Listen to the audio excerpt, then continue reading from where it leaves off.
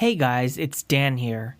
I've got a little sponsored video for you, but stay tuned for some artwork towards the end.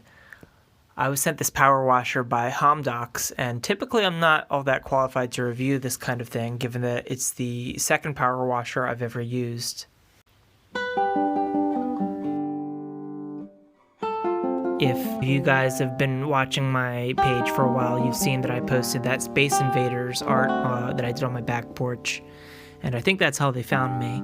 But the folks over at Homdox wanted me to show you guys what I could do with their product. You'll notice that there are 4 different nozzles that fit into an attachment on the back. The 0 degree nozzle was pretty interesting to me, and I was able to do some thin line artwork with that.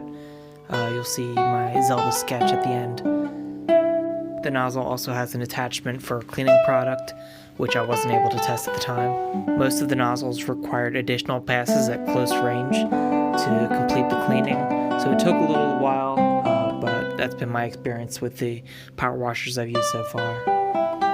If you stick around, the remaining time-lapse footage will show you how it does with the lawn chair furniture, and then with my Zelda drawing artwork.